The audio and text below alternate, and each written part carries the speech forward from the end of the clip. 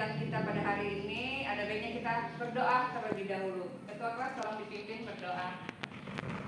Untuk memulai pelajaran pada hari ini, marilah kita berdoa menurut agama dan kepercayaan masing-masing. Berdoa dimulai. Ibu absen dulu ya. Yansi, Hadir Bu. Natasha. Hadir. Oke, sebelum kita masuk materi hari ini, persiapkan dulu buku-bukunya. Tapi tidak enak badan. Iya Bu. Kenapa? Soalnya kemarin masih hujan. Walah. Tapi masih bisa mengikuti pembelajaran pada hari ini. Insya Allah bisa Bu. Siap, oke. Persiapkan bukunya untuk materi hari ini. Jadi ini kita SDP dulu sebelum memulai pembelajaran pada hari ini. Boleh berdiri.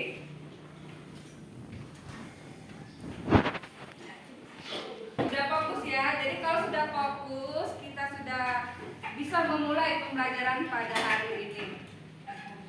Untuk penyampaian materi, hari ini materinya mengenai teori-teori maksudnya agama dan kebudayaan Hindu-Buddha di Indonesia. Untuk media, ya, untuk media yang Ibu gunakan dalam penyampaian materi, Ibu menggunakan PowerPoint. Kita masuk ke materi pada hari ini Ibu akan menanyakan lagi mengenai materi yang sudah kita pelajari minggu kemarin. Ada yang masih ingat materi minggu kemarin itu seperti apa? Saya Bu. Oh iya. Ini dengan teori-teori masuknya agama dan kebudayaan Hindu-Buddha ke Indonesia menunjukkan kerumitan dan kedalaman interaksi budaya yang terjadi selama proses penyebaran agama di Indonesia. Ya, jadi itu kaitannya materi kita mengenai proses masuknya agama Hindu-Buddha di Indonesia dengan teori-teori masuknya agama Hindu-Buddha di Indonesia. Brahmana. Brahmana ini merupakan yang menyebarkan agama Hindu dan Buddha ke Indonesia. Salah satu yang menyebarkan agama dan kebudayaan Hindu-Buddha di Indonesia. Ya, jadi kaum Brahmana inilah yang menyebarkan agama Hindu, Buddha di Indonesia. Itu menurut teori Brahmana. Nah, untuk hari ini kita akan mempelajari macam-macam teori. Jadi ada 4 macam teori yang menerangkan bagaimana masuknya agama dan kebudayaan Hindu-Buddha di Indonesia. Yang pertama dibawa oleh kaum Brahmana. Apa ini? Candi apa? Candi Prambanan. Ada yang sudah pernah ke sana? Belum. Sudah Bu? Belum. Nanti kita sama-sama ke sana. Ada. Candi Prambanan ini bercorak apa? Bercorak agama apa? Buddha. Hindu. Jin. Hindu dan Buddha. Hindu. Ini candi Borobudur. Jadi kedua candi ini merupakan peninggalan ya. Pada minggu kemarin itu sudah kita pelajari proses masuknya agama Hindu-Buddha di Indonesia. Ada melalui arca, ya, ada melalui prasasti dan dari penelitian arkeologi. Ini penelitian arkeologi. Ini hasil dari penelitian arkeologi berupa candi-candi peninggalan agama Hindu dan Buddha. Ya. Jadi tujuan pembelajaran kita pada hari ini, ya. Tujuan pembelajaran hari ini yang pertama, peserta didik dapat memahami tentang proses masuknya agama dan kebudayaan Hindu-Buddha di Indonesia. Bagaimana sih proses masuknya agama Hindu-Buddha di Indonesia? Itu sudah kita pelajari minggu kemarin. Ya, jadi masuknya agama Hindu-Buddha ke Indonesia melalui jalur perdagangan. Tujuan yang kedua, peserta didik dapat mengolah informasi tentang teori-teori masuknya agama dan kebudayaan Hindu-Buddha di Indonesia serta mengaitkan pada mengaitkannya pada kehidupan sehari-hari. Itu sudah ini tujuannya. Tujuan yang ketiga, peserta didik dapat menuangkan hasil analisis dan pengolahan informasi tentang teori-teori masuknya agama dan kebudayaan Hindu-Buddha dalam bentuk mapping. Itu tugas yang akan kalian kerjakan nanti. LKPD yang harus kalian selesaikan. Kalian mencari informasi. Kalian harus bisa mengidentifikasi dan menganalisis mengenai teori-teori masuknya agama Hindu-Buddha ke Indonesia. Tujuan yang terakhir, peserta didik dapat mempresentasikan teori-teori masuknya agama dan kebudayaan Hindu-Buddha di Indonesia. Jadi setelah kalian mengidentifikasi, setelah kalian menganalisis, setelah kalian mencari informasi dan menyimpulkannya, nanti kalian diminta untuk mempresentasikannya. Ya. Dari hasil mengumpulkan materi, menganalisis dan mengidentifikasi itu kalian nanti akan buat seperti mapping. Itu yang akan kalian kerahkan nanti. Ya. Jadi pada pembelajaran hari ini, ya, Ibu akan memberikan kalian tugas LKPD. Ini kalian diminta untuk memecahkan permasalahan yang ada pada teori-teori masuknya agama Hindu Buddha ke Indonesia. Itu kan ada 4 teori. Yang pertama ada teori Brahmana, ada teori Waisa, ada teori Kesatria, dan teori arus balik. Nanti Ibu akan membagi kalian menjadi 4 kelompok. Ya, masing-masing kelompok itu memilih topik masing-masing salah satu dari teori ini tadi. Akan membahas mengenai teori Brahmana itu siapa aja. Jadi satu kelompok itu terdiri dari 3 orang ya. Siapa?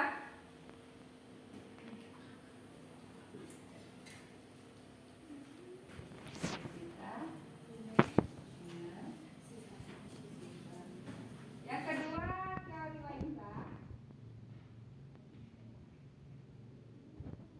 Pelajaran kita hari ini mengenai teori-teori masuknya agama Hindu Buddha ke Indonesia.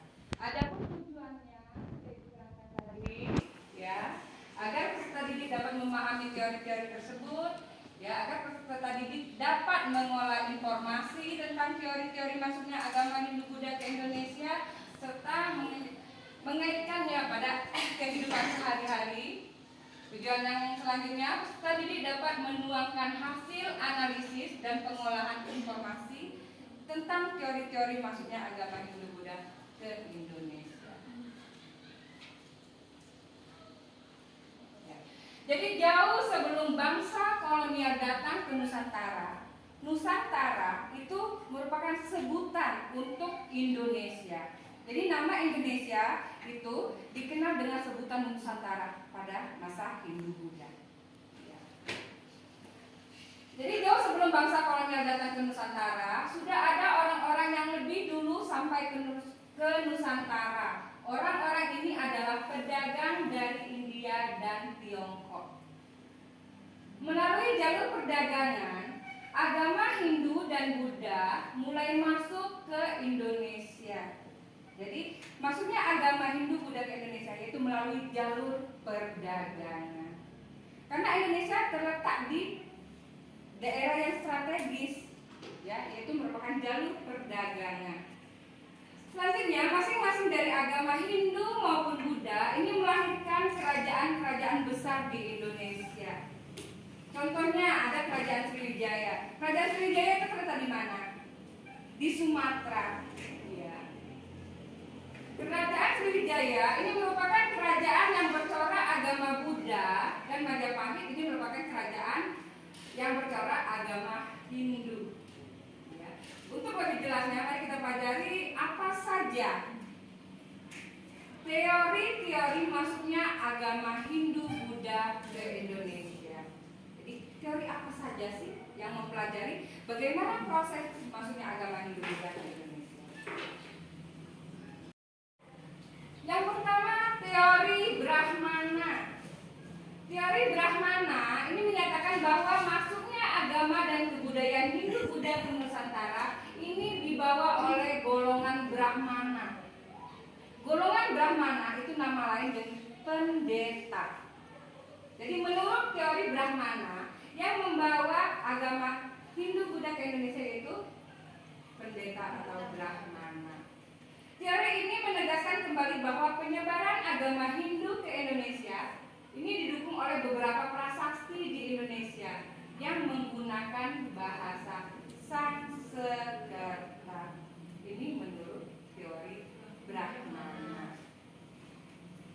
Yang kedua,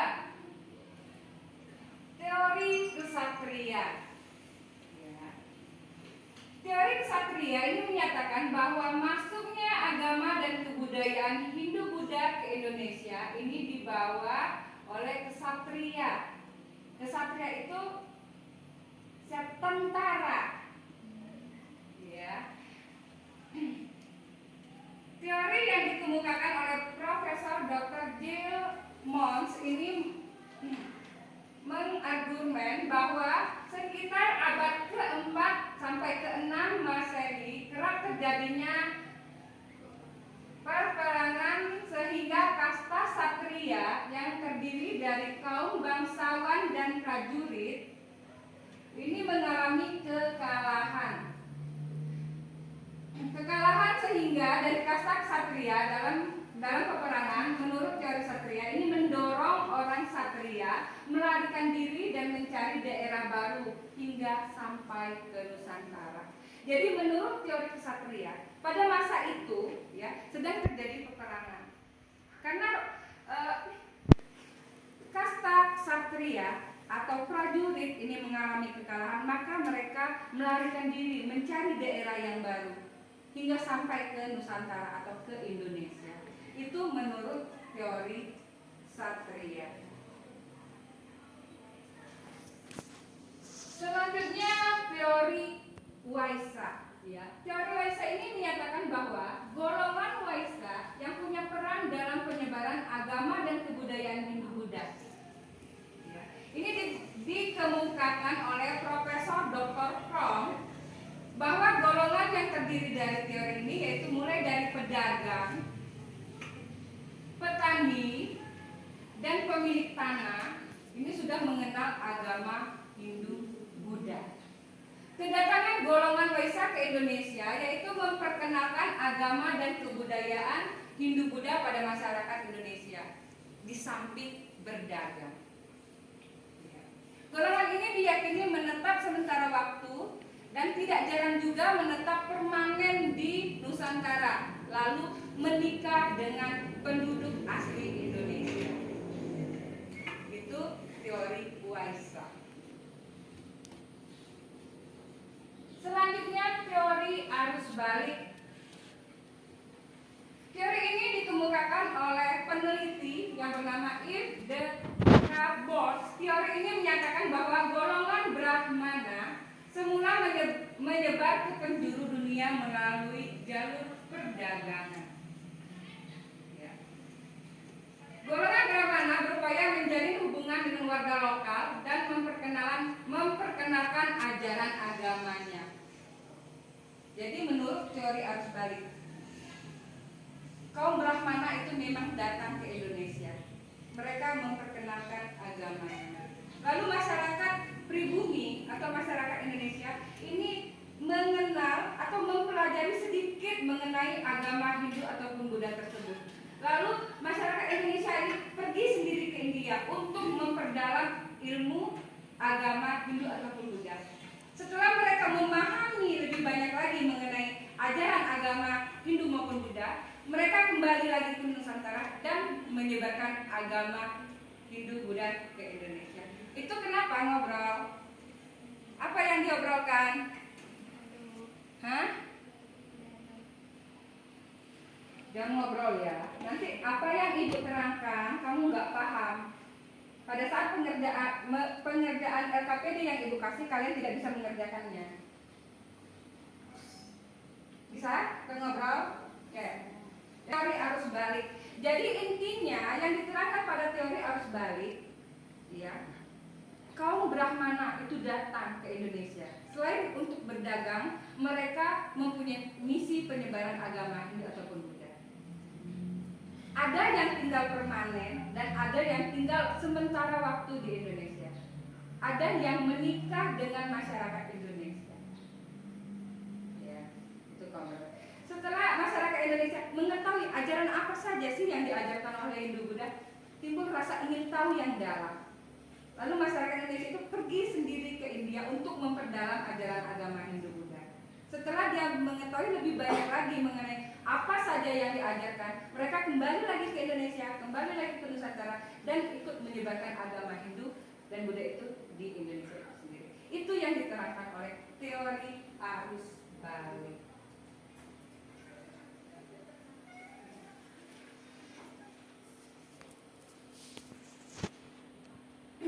Sampai di sini ada yang mau ditanyakan? Sudah jelas? Ya. Kalau sudah jelas, tadi Ibu sudah membuat kelompok ya yang terdiri dari masing-masing kelompok itu terdiri dari 3 orang dan masing-masing kelompok itu sendiri memilih topik apa yang akan mereka kerjakan. Misalkan yang pertama itu mengenai teori Brahmana, yang kedua teori Waisa, teori kesatria, dan teori arus balik.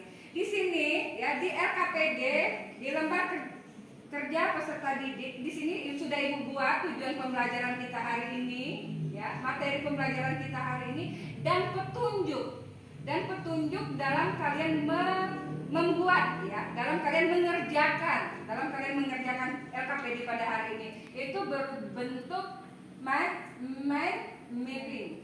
Ya, jadi di sini sudah diterangkan semua. Itu kalian baca, ya, kalian pahami terlebih dahulu apa perintahnya dari RKPD ini.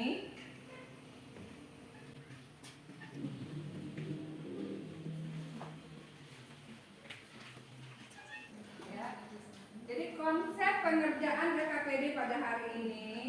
Yang pertama itu kalian harus mengumpulkan informasi, ya. Kalian mengumpulkan informasi mengenai, misalkan topik yang kamu pilih itu teori Brahmana, ya kalian mengumpulkan informasi itu mengenai teori Brahmana, ya.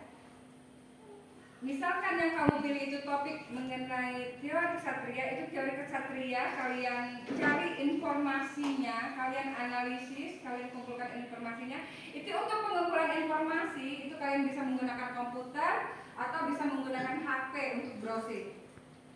Ya. Itu petunjuk pengerjaan LKPD-nya. Sampai di sini sudah jelas? Nah, kalau sudah jelas boleh dimulai untuk pengerjaan LKPD-nya. Dan Ibu tidak hanya apa yang kalian hasilkan nanti, tetapi pada saat kalian mengerjakannya itu juga ada penilaiannya. Apakah sudah ada kerjasamanya? Atau misalkan dalam satu kelompok itu ada yang tidak bekerja, cuma duduk doang, itu ada penilaiannya.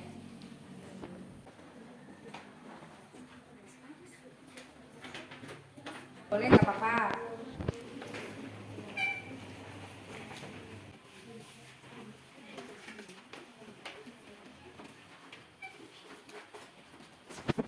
Teori arus balik ya, yang mengerjakan teori arus balik. Assalamualaikum warahmatullahi wabarakatuh. Waalaikumsalam warahmatullahi wabarakatuh. Kami akan mempresentasikan dari hasil diskusi kami mengenai yaitu teori arus balik. Yang pertama ada pendahuluan yang mencakup dalam latar belakang sejarah Asia Tenggara dan peranan perdagangan dan hubungan antar budaya. Kemudian dilanjutkan dengan agama Hindu-Buddha, penyebaran agama Hindu-Buddha dari India ke Asia Tenggara. Peran pedagang, misionaris, dan intelektual dalam penyebaran ajaran agama. Dilanjutkan dengan kebudayaan Hindu-Buddha. seni dan arsitektur Hindu-Buddha, peninggalan Buddha dalam bentuk candi, prasasti, dan seni rupa. Kemudian, era kerajaan Hindu-Buddha di Indonesia. Kerajaan Kutai, Martadipura, Sriwijaya, dan Majapahit. Lalu, peran kerajaan dalam menggabungkan unsur Hindu-Buddha dan pemerintahan dan kehidupan sehari-hari. Lalu dilanjutkan dengan prakarsa lokal. Integrasi kepercayaan lokal dengan ajaran Hindu-Buddha. Kemudian adopsi dan adaptasi unsur budaya. Dan dilanjutkan dengan perkembangan seni dan kebudayaan. Pembangunan candi seperti Candi Borobudur dan Prambanan. Kemudian seni lukis dan pahat yang menggambarkan cerita epik Hindu-Buddha. Kemudian dilanjutkan dengan periode pasca kerajaan Hindu-Buddha. Pergeseran agama di Indonesia. Kemudian pembauran unsur-unsur Hindu-Buddha dalam budaya setempat. Lalu pentingnya warisan budaya. Tradisi keagamaan yang tetap hidup, pengaruh dalam tarian, musik, dan kebudayaan sehari-hari. Dan kesimpulannya, pentingnya pemahaman terhadap warisan Hindu-Buddha dalam membentuk identitas Indonesia, pengaruh kontemporer dalam seni, budaya, dan kehidupan sehari-hari. Kemudian materi selanjutnya akan dijelaskan kepada teman saya, yaitu Natasha Amanda. Mind mapping ini mencakup teori arus balik dalam masuknya agama Hindu-Buddha ke Indonesia. Dengan hubungan perdagangan dan diplomasi, pertukaran budaya antara India dan Indonesia, serta dampaknya terhadap perkembangan kebudayaan lokal dan tradisi. Yang pertama mengenai hubungan perdagangan dan diplomasi. Perdagangan. Arus agama Hindu-Buddha didorong oleh perdagangan seperti rempah-rempah, logam, kain, dan barang lainnya menjadi faktor utama yang memperkuat hubungan ekonomi antara kedua wilayah. Kemudian ada diplomasi yang memainkan peran kunci dalam memperkuat hubungan antara India dan Indonesia. Pemberian hadiah, kunjungan diplomatik, dan perjanjian perdamaian menjadi cara untuk menjaga stabilitas dan memfasilitasi pertukaran budaya. Pertukaran budaya. Yang pertama, ide dan pengetahuan. Arus balik membawa bersamaan ide, pengetahuan, dan konsep-konsep budaya dari India ke Indonesia ini mencakup ajaran agama, sistem nilai, dan filosofi yang kemudian membentuk pemikiran dan pandangan hidup masyarakat Indonesia. Yang kedua, seni dan arsitektur. Seni dan arsitektur Indonesia dipengaruhi oleh gaya seni India. Arsitektur candi-candi, relief-relief, dan seni ukir mencerminkan pengaruh kuat dari seni Hindu dan Buddha India. Kemudian ada bahasa dan sastra. Pertukaran budaya yang mencakup pengaruh dalam bahasa dan sastra. Banyak kata, frasa, dan karya sastra Indonesia memiliki akar yang dalam dalam bahasa Sanskerta dan menggunakan aksara Pallawa. Dampak terhadap perkembangan kebudayaan lokal dan tradisi. Yang pertama, sinkretisme budaya. Arus balik menciptakan suatu bentuk sinkretisme budaya Indonesia. Ajaran Hindu-Buddha menyatu dengan kepercayaan dua lokal, menciptakan sistem kepercayaan dan praktik keagamaan yang unik. Yang kedua, pembentukan kerajaan. Hubungan perdagangan dan diplomasi melalui arus balik turut membentuk kerajaan-kerajaan di Indonesia yang didasarkan pada prinsip-prinsip Hindu-Buddha. Ketiga, sistem pemerintahan. Pengaruh arus balik terlihat dalam pengembangan sistem pemerintahan berbasis kerajaan yang diadopsi dari model India. Sistem ini mencakup struktur pemerintahan, hierarki, sosial, dan hukum yang menggambarkan pengaruh kuat Hindu-Buddha. Yang terakhir, tradisi keagamaan. Ajaran Hindu-Buddha membentuk tradisi keagamaan di Indonesia, upacara keagamaan, Ritual dan perayaan yang berasal dari ajaran tersebut menjadi bagian internal dari kehidupan sehari-hari masyarakat. Sekian penjelasan dari kami. Ada yang ingin ditanyakan?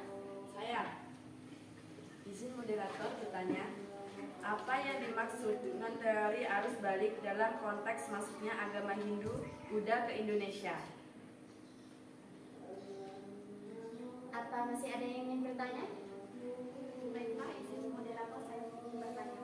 Apa dampak arus balik terhadap perkembangan kebudayaan Indonesia? Masih ada yang ingin bertanya? Kami persilahkan. Sudah tidak.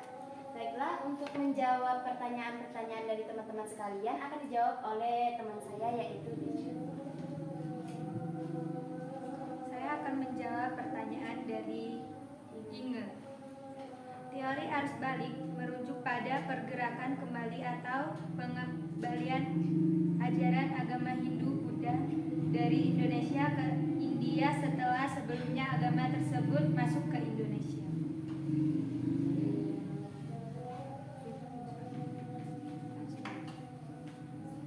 Pertanyaan selanjutnya dari Mia. Arus balik memberikan dampak dalam bentuk perubahan dan transformasi budaya di Indonesia dengan mengkombinasikan unsur-unsur lokal dan agama Hindu Buddha yang kembali dari India. Bagaimana dengan jawaban dari kami? Apakah sudah puas? Sudah. Baiklah, karena materi dan pertanyaan sudah kami jelaskan dan kami jawab. Kesimpulannya di sini, arus balik dalam masuknya agama dan kebudayaan Hindu-Buddha ke Indonesia melalui perdagangan, diplomasi, dan pertukaran budaya yang membentuk pondasi kuat untuk hal ini menciptakan kekayaan dan keberagaman dalam budaya Indonesia yang terus berkembang sampai sekarang. Jadi, itulah materi mengenai teori arus balik yang bisa kami sampaikan. Bila ada kesalahan kata atau hal yang kurang berkenan di hati para peserta sekalian, kami mohon maaf, kepada Tuhan kami mohon ampun. Untuk presentasi kami kali ini kami akhiri dengan mengucapkan wassalamualaikum warahmatullahi wabarakatuh. Waalaikumsalam warahmatullahi wabarakatuh.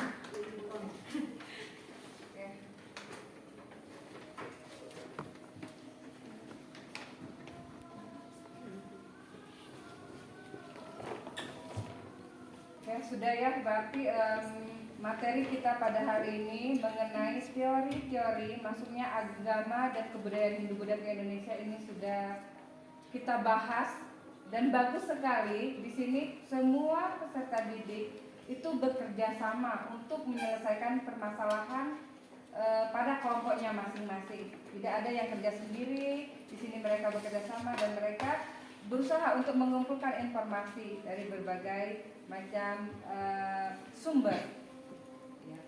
Mengenai materi yang sudah dipresentasikan tadi, ada beberapa teori yang menjelaskan mengenai masuknya agama dan kebudayaan Hindu-Buddha ke Indonesia.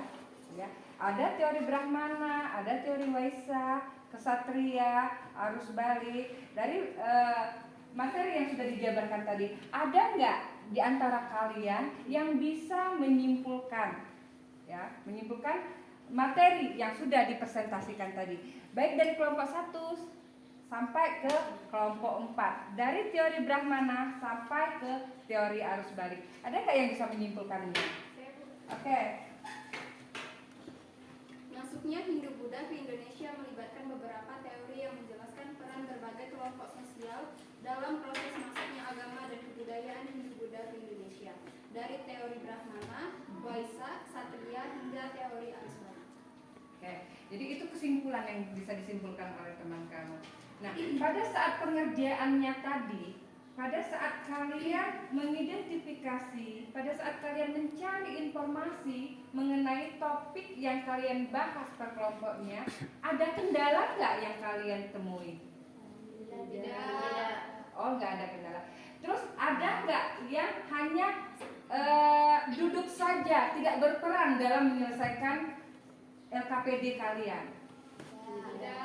Oh ya, berarti pada saat pengerjaan LKPD-nya itu kalian tidak menemukan kendala dan kalian juga sudah melakukan kerjasama yang baik untuk menyelesaikan LKPD-nya. Itu sudah bagus sekali. Tepuk tangan untuk kita semua. Materi kita pada hari ini mengenai teori-teori masuknya agama Hindu Buddha ke Indonesia. Jadi ada beberapa teori yang menjelaskan mengenai masuknya agama dan kebudayaan Hindu Buddha di Indonesia. Antara lain ada teori Brahmana, ada teori Ksatria, Waisa, dan arus balik.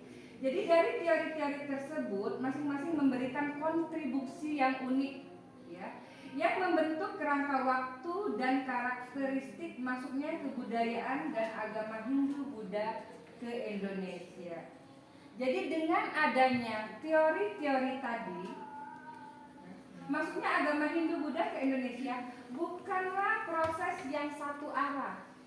Jadi maksudnya pengaruh atau agama kebudayaan Hindu Buddha ke Indonesia ini bukan proses satu arah, tetapi sebuah interaksi yang kompleks dari berbagai sumber, ya, dari berbagai unsur budaya.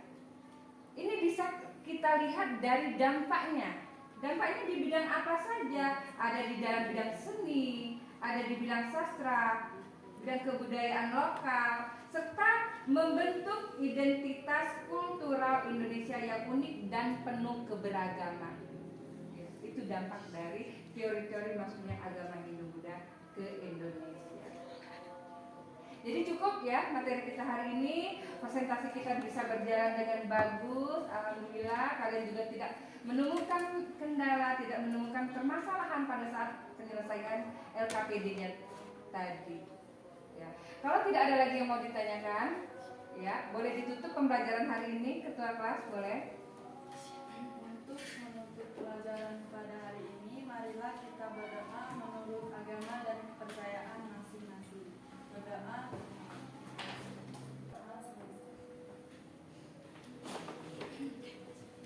Oke, untuk materi minggu depan ini kita masih dalam konteks proses masuknya Hindu Buddha ke Indonesia, tetapi sudah menjurus ke kerajaan-kerajaan yang bercorak Hindu Buddha di Indonesia. Itu materi yang akan kita pelajari minggu depan.